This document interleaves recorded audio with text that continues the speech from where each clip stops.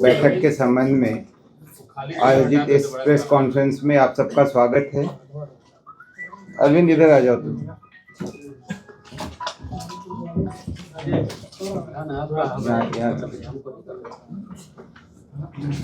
आप इधर आ जाइए।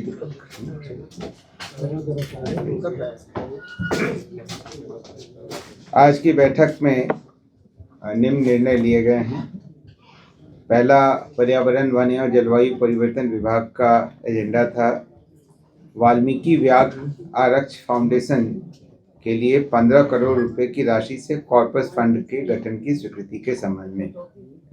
ये वाल्मीकि टाइगर रिजर्व को रन करने के लिए कॉर्पस फंड की स्वीकृति दी गई है। वहाँ पर जो फाउंडेशन है वो इसका इस्तेमाल करके क्रियान्वयन करेगा। दूसरा एजेंडा था संजय गांधी जैविक उद्यान प्रबंधन एवं विकास सोसाइटी के गठन हेतु संगम ज्ञापन एवं उपनियम 2025 की स्वीकृति के संबंध में। इसमें सेंट्रल जू अथॉरिटी से भी निर्देश प्राप्त था। उसके आलोक में संजय गांधी जैविक उद्यान को एक सोसाइटी के रूप में गठित किया जा रहा है ताकि जो इसका रेगुलर अपकीप इत्यादि करेगी। अगला एजेंडा वित्त विभाग का था।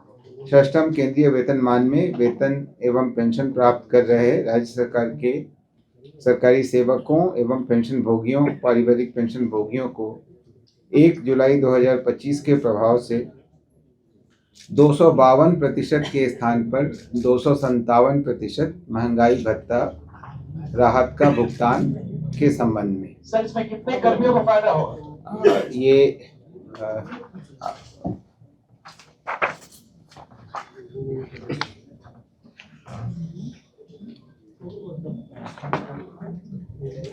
इसमें संलेख में संख्या तो नहीं दे रखी है, पर मैं वित्त विभाग से संपर्क कर आपको इसके बारे में सूचना अलग से उपलब्ध हम करा देंगे। इसी प्रकार से पंचम केंद्रीय वेतनमान में वेतन एवं पेंशन प्राप्त कर रहे राज्य सरकार के सरकारी सेवकों, पेंशन भोगियों, पारिवारिक पेंशन भोगियों को 1 जुलाई 2025 के प्रभाव से 466% के स्थान पर 474% महंगाई भत्ता एवं राहत के भुगतान की स्वीकृति दी गई। हाँ, इसका भी संख्या आपको बता दूंगा। वित्त विभाग का ही अगला एजेंडा था जिसमें 11 अप्रैल 2023 के उपरांत 30 जून एवं 31 दिसंबर को सेवानिवृत्त होने वाले सरकारी सेवकों को मात्र पेंशन की गणना हेतु वैचारिक वेतन वृद्धि अनुमान्य की गई। इसका मतलब क्या हुआ सर?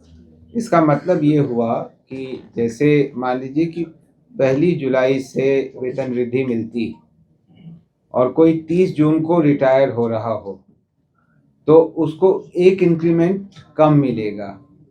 लेकिन कुछ मामलों में सुप्रीम कोर्ट में यह निर्णय हुआ कि चूंकि वेतन वृद्धि पूरे साल के काम के बदले दी जाती है और जो रिटायर हो रहा है उसने पूरे साल काम किया ही है, इसलिए वैचारिक तौर पर यह मानते हुए कि उसको वेतन वृद्धि मिल गई, उनका पेंशन इत्यादि का उस हिसाब से निर्धारण किया जाएगा। तो उसको फायदा होगा सर? बिल्कुल, उनको फायदा होगा, पेंशन में फायदा होगा, वेतन में कोई फर्क नहीं पड़ेगा, लेकिन पेंशन में फायदा होगा। अगला एजेंडा भी वित्त विभाग का था जिसमें national investment and infrastructure fund limited के माध्यम से राज्य की विभिन्न परियोजनाओं में सहायता प्रदान करने हेतु एक MOU पर हस्ताक्षर करने की स्वीकृति दी गई।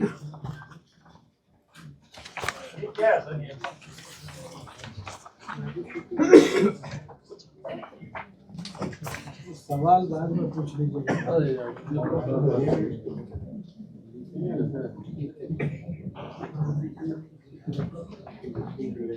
National investment and infrastructure fund limited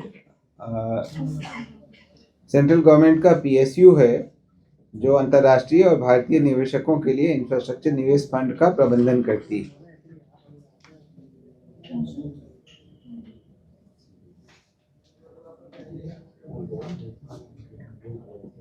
तो इनके माध्यम से राज्य के विभिन्न परियोजनाओं में सहायता प्रदान होगी और इसमें जो इनका कार्य क्षेत्र है कि क्या राजस्व मॉडल होगा, जैसे बिल्ड ऑपरेट ट्रांसफर इत्यादि, ये सब और किन किन क्षेत्रों में ये कार्य करेगी, जैसे रोड है, इंफ्रास्ट्रक्चर है, ये सब इत्यादि। अगला एजेंडा है national stock exchange of India limited Mumbai द्वारा बिहार के युवाओं के सशक्तिकरण एवं हुनर विकास हेतु विद्यार्थी कौशल कार्यक्रम संचालित करने के लिए MOU साइन करने की स्वीकृति दी गई। अगला एजेंडा मद्य निषेध उत्पाद एवं निबंधन विभाग का है, जिसमें बिहार दस्तावेज लेखक अनुज्ञप्ति संशोधन नियमावली 2025 की स्वीकृति दी गई। पूर्व नियमावली में इसमें कई संशोधन किए गए हैं। समाज कल्याण विभाग का अगला एजेंडा है, जिसमें मुख्यमंत्री भिक्षावृत्ति निवारण योजना अंतर्गत बिहार भिक्षावृत्ति निवारण नियमावली में कुछ संशोधन किए गए। सुप्रीम कोर्ट का आदेश था कि सांसर्गिक, कोढ़ी एवं पागल इत्यादि जैसे शब्दों का प्रयोग न किया जाए, तो उनके बदले दूसरे शब्दों को प्रतिस्थापित किया गया। नगर विकास एवं आवास विभाग का अगला एजेंडा था, जिसमें नॉर्थ एवं साउथ विद्युत पावर डिस्ट्रीब्यूशन कंपनियों को विद्युत विपत्रों के भुगतान के लिए 400 करोड़ रुपए की सहायक अनुदान की स्वीकृति दी गई। अगला एजेंडा सामान्य प्रशासन विभाग का था, जिसके अंतर्गत श्री सुधीर कुमार, जो बिहार प्रशासनिक सेवा के हैं, कोटि क्रमांक 478/2024, जो तत्कालीन जिला प्रबंधक थे राज्य खाद्य निगम रोहतास के, उनकी सेवा से बर्खास्तगी का निर्णय लिया गया। अगला एजेंडा है, आप लोगों ने कुछ दिनों पहले सुना होगा, सामान्य प्रशासन विभाग का ही अगला एजेंडा है, ऑपरेशन सिंदूर के दौरान शहीद BSF सब इंस्पेक्टर स्वर्गीय मोहम्मद इम्तियाज के आश्रित पुत्र श्री मोहम्मद इमदाद रजा की अनुकंपा के आधार पर नियुक्ति की गई थी। माननीय मुख्यमंत्री महोदय ने जब वहाँ विजिट किया था, तो उन्होंने परिवार से मिलते समय में इसकी घोषणा की थी। उसी नियुक्ति की घटनोत्तर स्वीकृति आज मंत्रिपरिषद द्वारा दी गई। अगला एजेंडा मंत्रिमंडल सचिवालय विभाग का है, जिसमें बिहार कार्यपालिका नियमावली में संशोधन करते हुए बिहार कार्यपालिका संशोधन नियमावली 2025 की स्वीकृति दी गई। 3 नए विभागों का गठन किया गया है। ये विभाग हैं